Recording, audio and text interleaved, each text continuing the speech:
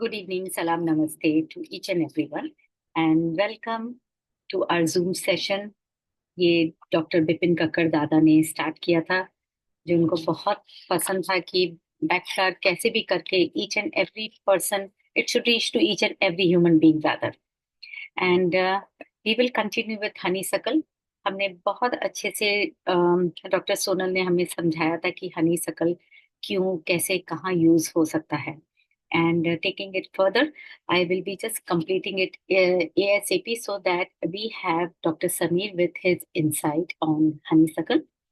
So yes, let me continue. And if I am not wrong, if I'm not mistaken, last हमने लिया था कि honeysuckle is a twining vine with many shades of flowers, be it pink, peach, white, cream. And in the same manner, the honeysuckle individual, they twine, they creep into their past with lot of shades of their emotions, be it nostalgic, like children leaving the nest, yeah, be it like couples aging, and one of the couple is falling sick quite often, और ये भी कह सकते हैं कि a lot of attachment is there, over attachment is there, the grief is there, and the regret is there, the sorrow is there. कई बार होता है कि पास्ट में काश मैंने ये किया होता, तो पास्ट में काश मैंने इतने अपनी नेगेटिव फीलिंग्स अपने घर वालों के लिए नहीं रखी होती, wish I would have reach to them, अब समय नहीं रहा, अब वो चला गया, those kind of grief, those kind of regrets, those kind of sorrows. Then it can be also about vanished love, it can be about loss of beauty, loss of status, जो कि अक्सर एक मिडिल एज में आने लगता है, women और men दोनों के अंदर, and hallucinations, and sometimes so much that they hear voices of their loved ones. Leaving aside kids, हमें ये पता है कि ये सब चीजें, hearing voices of our loved one, hallucinations, regrets, sorrow, these things are not going to come back, they are not going to help. So this kind of an immaturity, it actually depletes our energy. हमारी energy इतनी खत्म हो जाती है इन सब बातों में पढ़ के, पास्ट की बातों में, जिसमें हमें पता है कि we are convinced that nothing और nobody is has the ability to return back are past. But समझदारी के बावजूद भी हम उसमें फंसे रहते हैं, हम उसमें अटके रहते हैं, जो कि हमारी एनर्जी को वो डिप्लीट कर देता है इतना कि सुबह उठने में हमें जोर आता है, रात भर हमें नींद नहीं आती है। And I am coming back to the same thing कि अगर आपको रात को नींद नहीं आएगी, इंसोम्निया सॉर्ट ऑफ होगा, सो आपका पूरा दिन दूसरा दिन वेस्ट जाएगा, right? You may face low metabolism, you may face constipation, आपको धक्के से उठना पड़ेगा, फिर हमको देना पड़ता है hornbeam and all, but we have to reach to the depth कि ये सब हो क्यों रहा है। कई बार लेडीज नहीं बताती हैं हमको, because they are either ashamed और दे आर एम्बेरस्ड, कि क्या बताना कि मेरा बच्चा चला गया है, मुझे फोन पे बात नहीं करता। She will tell all good things, but deep down either she is ashamed, she is embarrassed, या उसे लगता है कि कहीं ना कहीं उसकी परवरिश में गलती है। तो वो बहुत ज्यादा अपने पास्ट में और ओवर थिंकिंग में इतने चले जाते हैं कि उसको एड्रेस नहीं करना चाहते, या उसको छोड़ देते हैं। They don't even want to touch, कि और नहीं किसी को बताते। Slowly and slowly they fall into mustard stage also, you know regret kind of a thing when something, but they have no reason out of it. So we will study further, इसको आगे और हम ले जाएंगे। And coming back to the plant again, so I just last time I just shared that there are 180 species, and one of them is Madhumalti, जो हमारे यहाँ पे पाया जाता है। And taking the beauty of the plant, उस plant की beauty मैं आपको ऐसे बता सकती हूँ कि the leaves and the flowers, they help in pain, in relieving the pain and inflammation in the skin. Why? Because it has very good antibacterial and antiviral properties. So जो acne causing bacteria होते हैं, with the extract of honeysuckle, now I am not saying कि आप essence use करेंगे तो वो आपके चले जाएंगे, because we know कि essence यूज किया जाता है on your mental situations, right? तो अगर आपको नींद बराबर नहीं आएगी तो ऑब्वियसली आपके डार्क सर्कल्स होंगे, और दूसरे दिन आप बराबर उठ नहीं पाए तो आपको कॉन्स्टिपेशन भी हो सकता है, अदर थिंग भी। अगर आपका पेट खराब रहेगा, it will come back in to your skin also, right? You will have acnes and all the stuff. So my only purpose is to say कि आपको एसेंस यूज करना है आपकी मेंटल एबिलिटी या आपकी मेंटल सिचुएशन पे। ये मैं आपको वो सारी बता रही हूँ चीजें जो प्लांट की खूबसूरती है, जो दादा ने हमें बताई थी। सो उसकी सबसे बड़ी खूबसूरती है, मैंने बता दी, anti bacterial and antiviral properties होती है, एंटी माइक्रोबियल प्रॉपर्टीज भी होती है, because it helps you to heal faster. With the wounds हो सकते हैं, कट्स लग सकते हैं, बाइट्स होती है, so it helps very fast. Again, the extract of the plant. I'm not talking about the essence over here. It's just about the plant. और कई बार तो ये भी बिलीव हुआ था कि it helps in respiratory situations like asthma या anything like cold and cough.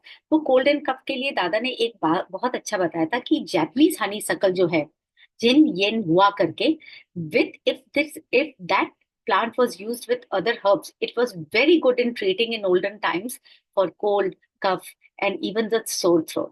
So yes, uh, ये भी हमें पता है कि अ, एक टाइम पे कई बार औरतों को लगता है कि my skin is not like that, और ये सोच सोच के उनको बहुत तकलीफ होती है, तो हनी सकल उधर एसेंस की तरह भी काम आ सकता है.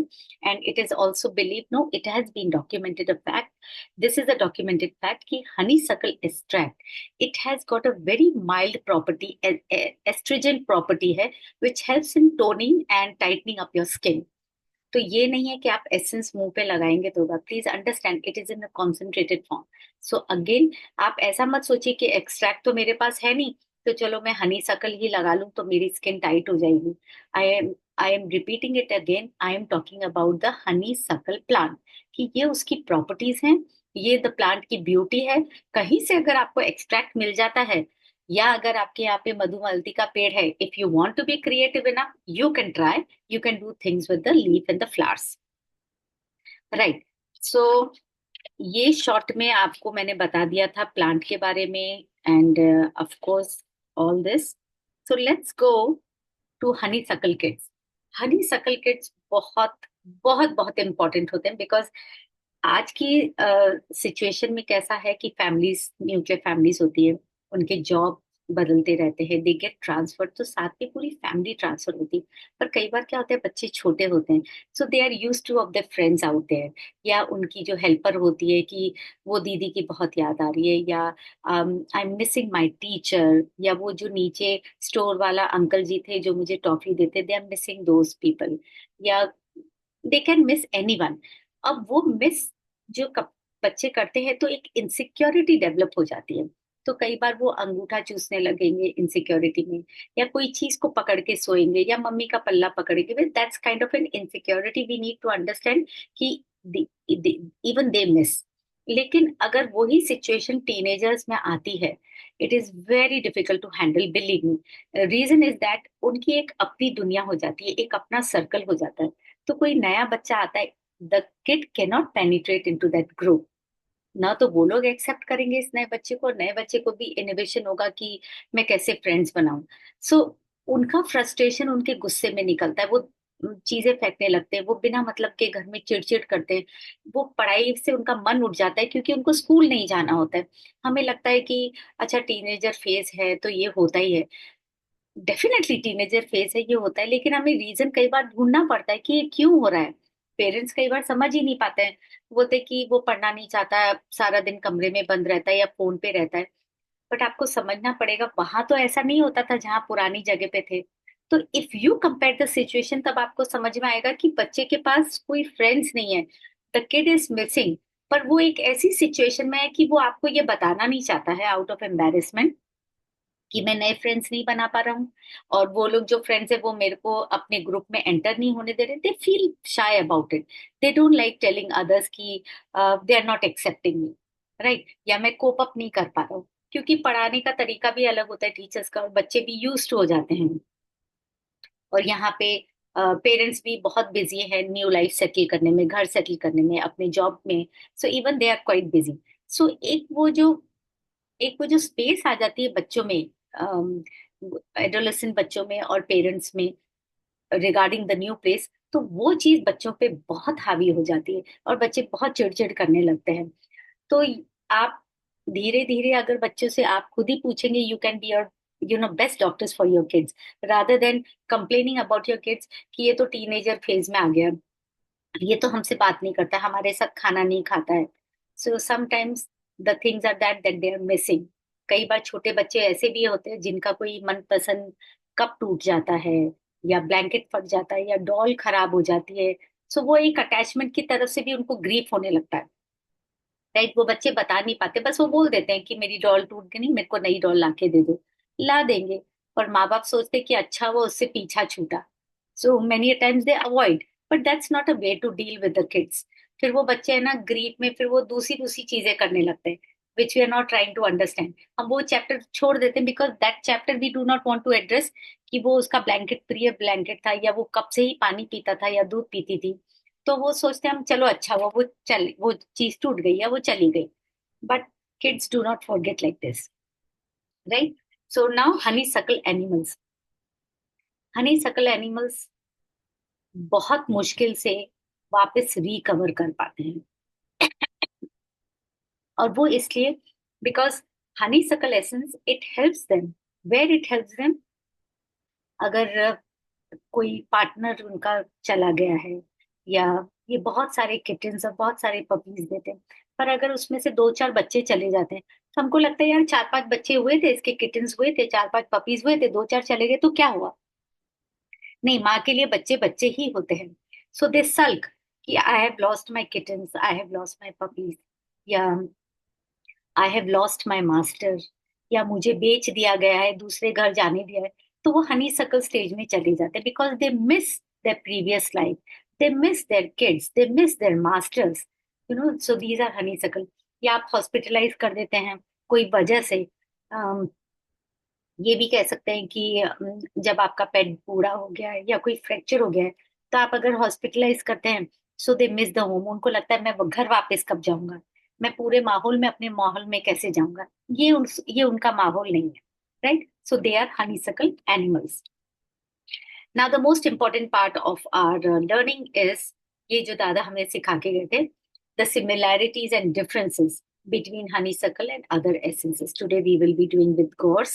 Today we will be doing with mustard, with sop, and with wild rose. Honeysuckle with all these four. So पहला हम लेते हैं honeysuckle and gorse. उसमें they both appear, they both appear to be reserved and muted.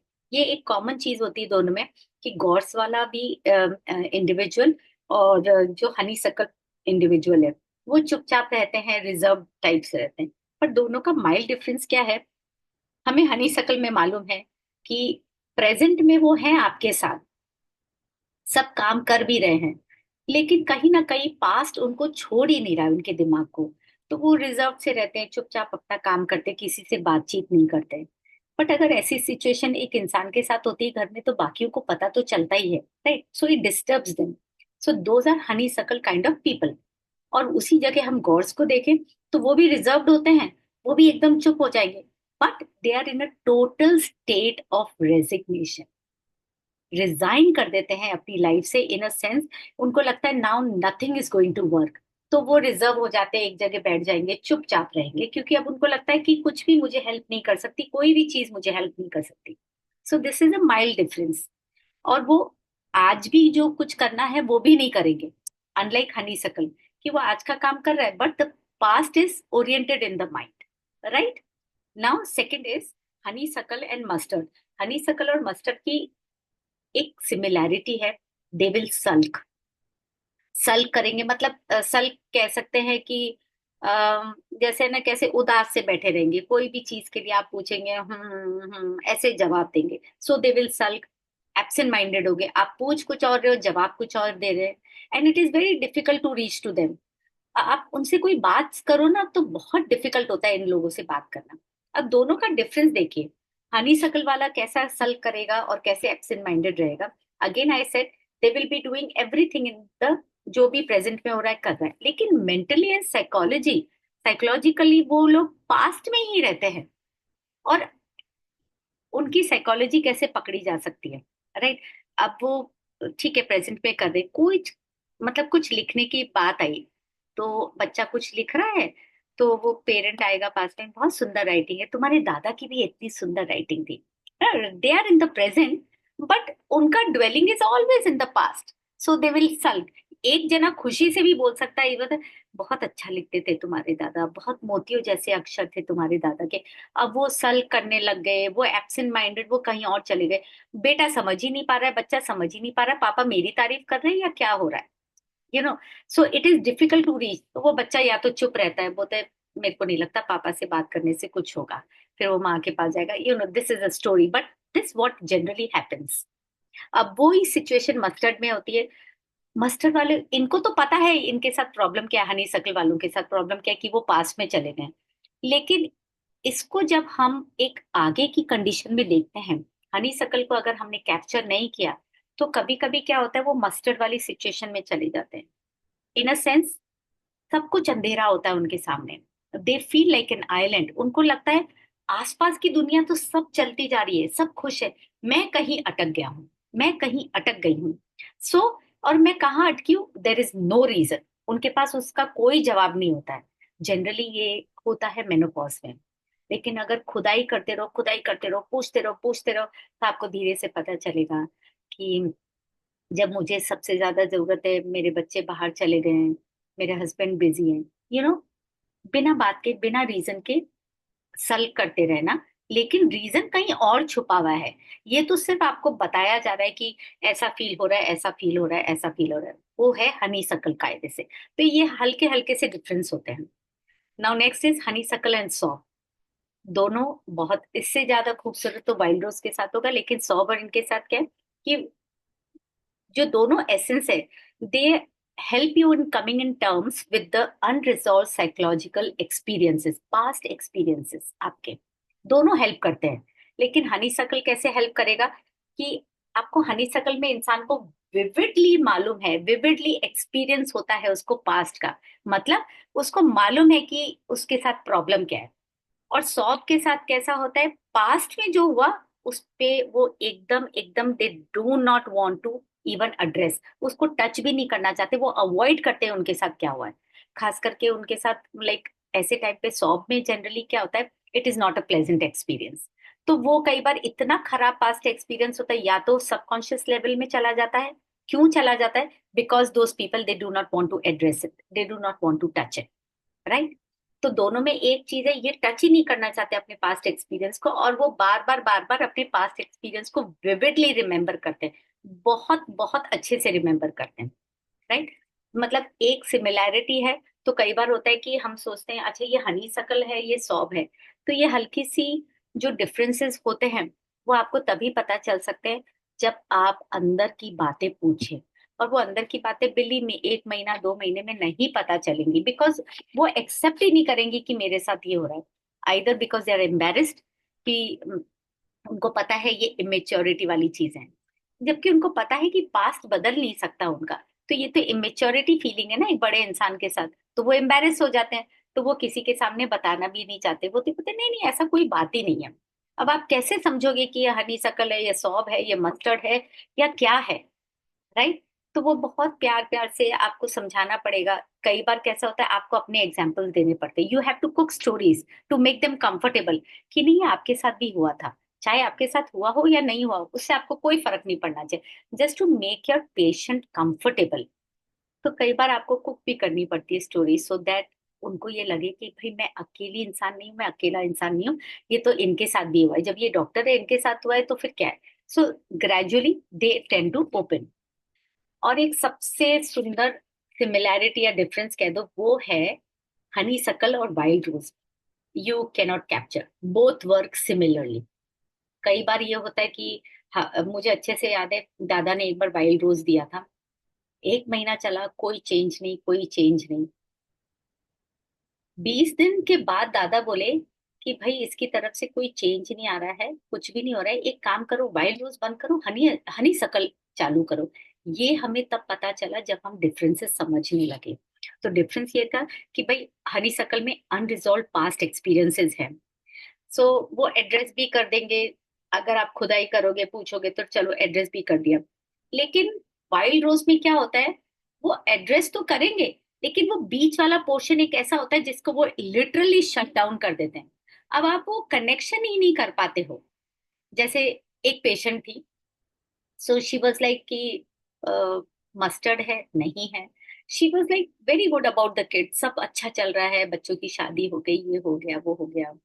वो दूर रहते हैं, आते हैं, कभी कभी आते हैं, लेकिन तंग क्या कर रही है चीज वो बता नहीं रही थी, क्योंकि उसको एक तरफ से she was ashamed of accepting it कि उसका बेटा और बहू उसको ट्रीट नहीं करते थे अच्छे से। बेटा वो ही चीज बोलता था जो बहू बोलती थी, और बहू उसको बिल्कुल अच्छे से ट्रीट नहीं कर रही थी, लेकिन उसको शर्म आ रही थी ये चीज बताने में। राइट, तो उसने वो चैप्टर ही क्लोज कर दिया था, शट डाउन। एड्रेस कर रही है, वो सब चीजें बता रही है कि बच्चा चला गया था, बट ठीक है, it's okay, it's a part of life. तो भाई पार्ट ऑफ लाइफ है, तो आपको चीज क्या तंग कर रही है? But she was not ready to accept that, and she was not ready to accept it for herself. तो हमको तो क्या ही बताएंगी वो। राइट, तो उन्होंने वो पोर्शन तो शट डाउन कर दिया था आउट ऑफ शेम या आउट ऑफ एम्बेरसमेंट। तो वो पता करना बहुत मुश्किल होता है। तो फिर वो कई बार आपको चेंज भी करनी पड़ती है। सो once in a while you have to try it with honeysuckle, or you can try with wild rose also. It depends upon the case to case. So, yes, so the complementary remedies for honeysuckle बहुत simple है। Ignatia भी ले सकते हैं हम, and capsicum भी ले सकते हैं। कैप्सिकम का साइंटिफिक नेम है cayenne pepper, and it is very good remedy. Capsicum is a very good remedy for home sickness, for upset over anything. और ग्रीफ का तो हमें पता ही है, ignatia is equal to grief. It can be any type of grief, and it happens because a person thinks that they have suffered they have suffered too much beyond their endurance. Self pity होता है Ignatia वाले को, quite weeping होगा, and there will be negative wavelength होगी सब चीज के साथ। They will be easily disturb, they will be offended, they will be suppressed of shame and embarrassment. So these are all, again I will repeat, कि अगर आपको लग रहा है ये हनी सकल है, तो प्लीज अपने आप से इग्निशिया नहीं दे सकते। उसके साथ बहुत सारी चीजें होती है। ये जस्ट मैंने आपको बताने के लिए बताया, क्योंकि दादा ने बताया था कि ये कॉम्प्लीमेंट्री रेमेडीज हैं। So yes, this is all from my side, and I would like to invite Dr. Sameer. Sameer sir, आज unmute के साथ साथ अपना फोटो भी, like you come live on the Zoom, please. Yes, Good sir. afternoon, ma'am. Good afternoon, all of you. Evening, sir. Uh, Basically, overall आपने और Sonal madam ने almost सब कुछ कवर कर लिया है। Just why I want to start with few things. एक Yes, तो जो उन्होंने बोला था कि स्टक हो जाते हैं, यानी ओवरऑल ये पर्सनालिटी स्टक हो जाती है, उसमें काफी बार अगर हम देखेंगे तो इन जनरल हमारे सबके पास्ट होते हैं, यानी we all are having different past. अच्छे पास्ट भी होते हैं, बिटर पास्ट भी होते हैं। बट एक ये पर्सनालिटी कैसी है कि अगर हम मानते हैं कि एक वर्ड होता है रूमिनेशन। रूमिनेशन यानी क्या है कि हम अपने पास्ट के बारे में सोचेंगे या किसी बुरी चीजों के बारे में सोचेंगे। तो इन लोगों में होता क्या है कि एक सर्किट जैसा हमारे माइंड में फिट होता है, यानी we link few things and we make a circuit. तो हम अच्छी चीजों के भी सर्किट बनाते हैं और बुरी चीजों के भी सर्किट बनाते हैं। तो ये लोग क्या करते हैं कि जब भी ये सर्किट बनाते हैं तो पास्ट में बहुत कुछ अच्छा भी हुआ है, यानी उनका पास्ट पूछोगे तो उनके पास में बहुत कुछ अच्छा हुआ होगा, उन्होंने रैंक भी अच्छा लाया होगा। उनके पास्ट में उनके पास बहुत सारे शायद पैसे भी रहे होंगे, या बहुत कुछ अच्छे फ्रेंड्स भी रहे होंगे, उनके पेरेंट्स के साथ भी शायद उनके बहुत अच्छे रिलेशन रहे होंगे, स्कूल में भी उन्होंने अच्छा परफॉर्म किया होगा। बट उनको अगर कोई चीज हाईलाइट करती है या उनकी लाइफ का एक की पॉइंट होता है, तो सब कुछ बोलते बोलते वो अटक कहाँ जाएंगे? तो वो जो एक चीज जो उनको लग रहा था कि नहीं, this is the point where my life has change और टर्न, ब्रेकआउट हुआ, या जो भी आप गिन लो। यानी आपके पास 10 चीजें सोचने के लिए हैं, बहुत कुछ अच्छा भी हुआ था, पर उनका जैसे बात करते करते करते करते अटक कहाँ जाएंगे कि नहीं, ये एक पॉइंट पे वो लोग अटक जाएंगे। एंड जो प्रेजेंटेशन होगा आपको पूरा वो चेंज लगेगा। यानी उस टाइम पे उनका जो प्रेजेंटेशन होगा, उनका फेशियल एक्सप्रेशन, उनका एक जो मैडम ने बोला एक एब्सेंट माइंडनेस, तो वो बीच में कहीं अटक गए, या आपको फेस ऐसा लगेगा कि नहीं वो ब्लैंक हो गए हैं, और आपको एक बार पूछना पड़ेगा, या एक बार एटलीस्ट वापस एक बार उनको आपको ट्रिगर करना पड़ेगा बोलने के लिए। तो वो एक जो ब्रेकआउट पॉइंट उनका होगा, वहां पे वो आके अटकेंगे। एक जस्ट एक मैं एग्जाम्पल के साथ थोड़ा और जाऊंगा। जैसे हम गाय, हमें पता है काऊ, तो काऊ क्या करती है, खा लेती है सब कुछ, और थोड़े टाइम के बाद वो क्या करती है, सब कुछ बाहर निकालती है, एंड फिर वो वापस उसको चबाना शुरू करती है। Hope you all of you know this. तो सेम लाइक हनी सकल, वो बहुत कुछ खा लेंगे, यानी पास्ट के काफी ऐसे इवेंट्स भी होंगे जो वो ले लेंगे, अच्छे इवेंट्स भी ले लेंगे, पर वो फिर कुछ चीजें ऐसे बाहर निकालेंगे, उसको चबा चबा के, जैसे काउ इंजॉय करती है, वो एक इस स्टेट को इंजॉय करना शुरू कर देते हैं। In short, they try to make sure कि वो जब भी फ्री होते हैं ये उसको चबाना शुरू करते हैं। एंड यू फील, आप मेरे एक पेशेंट में मैंने उनको ये भी बोला था कि you have started enjoying this. तो बोला आपको कैसे पता चला? कि वो फिर ऐसा हो जाता है कि ये अगर सोचा नहीं ना, तो कई बार उनको ऐसा लगता है कि आई हैव मिस समथिंग। तो कई बार तो ऐसा होता है कि वो जैसे बैठ के वो देर पर्पसफुली वो थॉट्स लाएंगे, कुछ अच्छा चल रहा है तो भी वो ये नेगेटिव थॉट्स लेके आएंगे कहीं से भी, and self. They start this, हाँ, rumination. So rumination is a word which is going to be there with them, and they are stuck. जो लास्ट वर्ड हुआ था, वो stuck with this particular circuit, और वहां पे वो रूमिनेशन कंटिन्यूअस चलता रहेगा, चलता रहेगा। और जैसे जैसे एक पेशेंट के साथ मैं अभी शुरू कर रहा हूँ। अभी जैसे एक ट्यूसडे एक मेरे पास पेशेंट आया। He is manager in one of the good company Baroda. Overall बाहर घूमने जाता है। उसको बहुत सारे प्रोजेक्ट्स दिए गए हैं। ही हैंडल्स मैनी थिंग्स। अच्छा घर है, वाइफ है, बच्चा है। अ, वो एंटर हुआ, बैठा, उसने, मैंने बोला क्या हुआ है sir? I am suffering from depression. The first word is depression. अच्छा खासा पढ़ा हुआ था, मैकेनिकल इंजीनियर, यूएस रिटर्न है, तो उसको काफी कुछ चीजें, ये सभी वर्ड्स पता थे। तो उसने स्टार्ट किया कि I am suffering from depression. मतलब सर थोड़ा सा डिटेल करेंगे? तो he started directly in the year of 1998। Now this is the thing you have to remember. Yes. They will start with particularly, क्योंकि उनके मन में एकदम वो डेट के साथ फिक्स है। कई फिर काफी लोग तो डेट के साथ बताते हैं, मार्च था, संडे था, इतने बजे ये हुआ था। Now this is they have stuck. जो वर्ड हम बोल रहे हैं हाँ। स्टक का, तो जिस तरह से वो स्टक हो जाते हैं कि उनको एकदम से वो प्रिसाइजली याद है कि यहाँ पे हुआ था, यहाँ पे वो मिली थी, या यहाँ पे मेरे सन के साथ ऐसा हुआ था, या फैमिली के साथ हुआ था। तो they will tell precise time, sometimes precise day, और पर्टिकुलरली वो लोकेशन क्या था, माहौल क्या था, वो सब कुछ उनको जैसे एक पिक्चर की तरह चल रहा है अभी। एंड वो कंटिन्यूअसली वही पिक्चर उनके मन में चलता जाता है। तो coming back to this patient, तो उन्होंने आया और पहले ही शुरुआत ही ऐसे की कि 1998 में मैं मैकेनिकल इंजीनियर कर रहा था। मुझे एक लड़की पसंद आई, we are about to marry. उसने पता नहीं क्यों मुझे छोड़ दिया। मैंने बोला बाद में। बाद में मैं यूएस गया, यूएस में मैंने बहुत कुछ किया, पर प्रॉब्लम ये आता था कि जैसे घर पहुंचता था, मुझे कुछ करने की इच्छा नहीं होती थी, कुछ मन नहीं लग रहा था। जस्ट उसकी बातें याद आती रहती थी, उसने ये क्यों किया, मेरे साथ ही क्यों हुआ। ये करते करते करते करते I went into depression.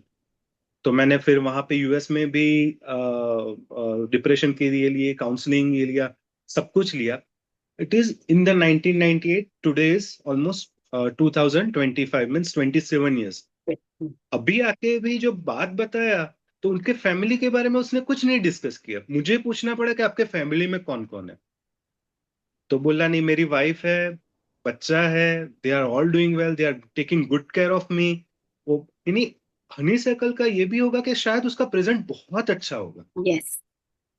God's का प्रेजेंट भी थोड़ा खराब चल रहा होगा। हनी सर्कल का प्रेजेंट बहुत अच्छा चल रहा होगा, they are earning well, they are doing well, but problem कहाँ आ रहा है? वही वो एक जगह पे कहीं पे अभी भी वो रुमिनेशन चल रहा है, या वहां पे कहीं पे जाके वो अटक जाते हैं। एंड मैंने बोला ना, उस तरह से काफी बार ये इंजॉय भी करना शुरू कर देते हैं, और नहीं हुआ तो वो और ज्यादा, ये आज नहीं सोचा तो और ज्यादा वो डिप्रेस हो जाते हैं। कई बार मैंने ऐसा भी देखा है। तो इस बंदे का ऑलमोस्ट सब कुछ चल रहा था, बट ही इज, और उसने खुद भी बोला मेरी वाइफ मेरी बहुत अच्छी फ्रेंड है, बहुत अच्छा केयर करती है। आ, एक दूसरा एक पेशेंट था, उसमें तो वाइफ उसको लेके आई थी, पेशेंट को। बोला इनको आप ये कुछ मेडिसिन दो, क्योंकि ओवरऑल मेरे साथ होते हैं तब तो एकदम अ, अ, यानी दूसरे के साथ होते हैं तब तो एकदम खुश होते हैं, मेरे साथ आते हैं तभी सैड हो जाते हैं। तो बोला क्यों? तो कि जब इसके पास जाता हूँ तभी मुझे वो पुराने वाले पार्टनर की याद आती है। तो कई बार हनी सकल में ये भी एक आपको आएगा कि when they meet to new friends, they will regret और they will remember the old friend more. तो चाहे पूरे दिन में कुछ नहीं होगा, पर जैसे वो अपने नए फ्रेंड से मिलेंगे या नई जॉब पे ज्वाइन होंगे, तो उनको याद आएगा, यार मुझे यहाँ से निकाल दिया था। और अभी भले ये नई जॉब अच्छी ही चल रही है, पर वो वहां से मुझे क्यों निकाल दिया? Dwelling in अभी the वो past. Emotion, sorry ma'am, Dwelling in the past always. Yeah. Well in the past. तो उनका वो पास से कनेक्शन है, वो छोड़ना ही नहीं चाहते। लास्ट टाइम मैडम ने बताया था कि Honey circle and walnut and SOB is a good combination. तो ये जनरली वॉलनट क्यों एक अच्छा कॉम्बिनेशन है, कि वही है कि हनी सर्कल एक लिंक बनाता जाता है अपने पास्ट के साथ, वो लिंक छोड़ना ही नहीं चाहता। तो वॉलनट वहां कहीं पे एक हेल्प कर देती है लिंक ब्रेकर की तरह। तो कई बार honeysuckle, walnut and WCN, this are few good combination. क्योंकि डब्ल्यूसीएन वही है, बार बार थॉट आना, वॉलनट एक लिंक ब्रेकर की तरह वर्क करता है, और हनी सकल हमेशा पास्ट में रहना चाहता है। तो this are a good combination, कि जब आप हनी सकल, वॉलनट और डब्ल्यूसीएन एक अच्छी तरह से इस तरह के पेशेंट्स में दे सकते हो, जिनको ऐसा लगता है कि नहीं, I am still in this particular past only. और कई बार आपको फैमिली मेंबर्स लेके आएंगे, उनको इससे प्रॉब्लम भी नहीं हो रहा है। एक दो पेशेंट में मैंने ऐसा भी देखा, दे आर एंजॉयिंग दिस, उनको कुछ ऐसा इश्यू नहीं हो रहा है। इश्यू किसको हो रहा है? फैमिली मेंबर्स को, क्योंकि वो हमेशा वो अपना पास्ट के बारे में सोचते रहते हैं, उनके लिए तो ये नॉर्मल लाइफ हो गई है। They are enjoying this, they are doing their normal routine. पर काफी बार पेशेंट को उनके रिलेटिव लेके आएंगे कि ये हमेशा ऐसे ही बातें करते रहते हैं, एंड पेशेंट ओके ठीक है, ये तो मुझे पता भी नहीं था कई बार कि इन लोगों को इससे इश्यू आ रहा है। Yeah. तो वो भी, इस तरह के भी पेशेंट्स आपको देखने को मिलेंगे, where we are going to see struggling. Struggle चल रहा है, स्ट्रगल किस बात के? पास से निकल के मूव ऑन करने का। So these are almost few things where they are in general enjoying their good olden days या bad olden days we can say, but they are want to remain in past, they don't want to move on, or they are not able to move on। तब हनी शकल हमें definitely help कर सकती है। और कई बार ऐसा भी होता है कि जैसे एक होली में ग्रजेस हम होल्ड करते हैं ऐसा मानते हैं, तो ये भी कई बार हनी सकल भी एक पर्सन है जो अपने ग्रजेस को, अपने रिसेंटमेंट को होल्ड करके रखता है, and they are constantly dwelling this grudges also. तो वो ग्रजेस को भी अगर पास से लिंक करते करते करते सोचते रहते हो, तो वो भी एक हनी सकल का पार्ट हो सकता है, कि वो अपने पास बैड इवेंट्स को होल्ड तो करता है, पर उस बंदे के साथ थोड़े से ग्रजेस भी चल रहे हैं उनके। तो वहां पे आपको साथ में शायद होली की भी जरूरत हो सकती है। Right. So almost this is from my side, ma'am. If you want to नहीं sir, correct me or in correct, और आपको नहीं सर, बिल्कुल भी नहीं। This is please, wonderful please, sir, ma'am. और हमें आपके वो एग्जाम्पल्स तो बहुत ही अच्छे लगे। स्पेशली वो गाय वाला तो आपने बहुत ही कमाल कर दिया। Thank you so much sir. And yes, ma'am, हाँ जी सर। एक मैं की लास्ट टाइम सॉन्ग या पिक्चर्स की बात आप कर रहे थे, तो एक कटी पतंग करके राजेश खन्ना का पिक्चर आया था, one of the best movie of his life time. आप अगर देखेंगे तो वो शायद काफी तरफ वो हनी सकल की तरफ जाएगा, कि वो कॉन्स्टेंटली जब भी ये होगा तो आता रहेगा। फिर एक सॉन्ग था, तुझे भूलना तो चाहा लेकिन भुला ना पाए, यस यस। यानी कई बार वो भूलना चाहते हुए भी उस पर्सन को भूल नहीं सकते। तो ये सभी ऑलमोस्ट वी कैन से कि these are few things which may go with honeysuckle. और दादा ओके, हमेशा थैंक बोलते यू। थे कि आज का हनी सकल है भीड़े। हमारे ये क्या नाम है, तारक मेहता का उल्टा चश्मे का जो एक कैरेक्टर है भीड़े, सो ही इज एन हनी सकल इंडिविजुअल, हनी सकल पर्सनैलिटी। उसके पास में हो रहा है, हमारे जमाने में ये होता है। हमारे जमाने में ये था, so like he is there Yes, in the present, but he is always yes, remembering the past in any in way, the past. किसी तरीके से या Yes, जैसे भी। yes, yes, yes, definitely, ma'am, definitely. Thank you so Sure, ma'am. Much sir. We will be looking Thank you very forward much. For your insight every Sunday sir. नहीं, thank you very much आप so much. हमेशा रहें साथ में। Thank you sir. नहीं, ma'am, definitely ma'am. Sister एक question करना चाहता हूँ। जी सर, बताइए। जी, इसमें जो है हनी साइकिल में फियर भी होगा कि नहीं? पास के वाकयात में जब ये आते हैं तो इसके साथ फियर भी हो सकता है कि नहीं? सर समीर सर जवाब देंगे इसका। समीर सर, आसिफ भाई कुछ। प्लीज प्लीज आप कंटिन्यू करिए मैम। ओके।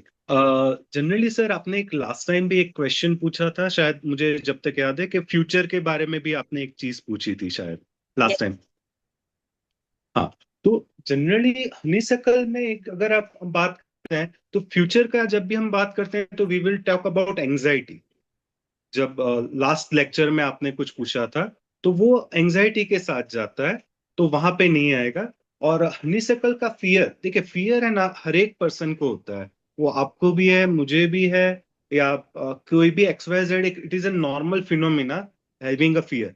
बट ओवरऑल एक फियर भी हम इस तरह से मान सकते हैं कि वो नए चीज से जुड़ क्यों नहीं रहा है, वो हमें समझना है कि वो फियर की वजह से जुड़ नहीं रहा, या वो एक रिसेंटमेंट या अटैचमेंट की याद में पहले से जुड़ा हुआ है, तो नया सर्किट बनाना नहीं चाहता।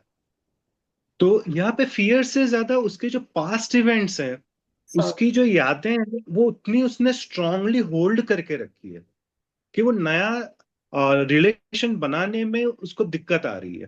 तो ये not because of fear, it is because of the holding of that particular relationship, वो स्टकिंग अटक एट गया वन है, पर्टिकुलर पार्ट, अटक गया है। स्टकिंग। हाँ। तो ये फियर की वजह से नए रिलेशन में जाना नहीं चाहता, ऐसा नहीं है। There are few medicine which are not going in to new relationship just because of the fear. तो यहाँ फियर इतना स्ट्रांगली रिप्रेजेंट नहीं करेगा जितना स्टकिंग टू ओल्ड और स्टकिंग टू देयर ओन थॉट्स आएंगे। Ma'am please if you can guide better. Yes sir.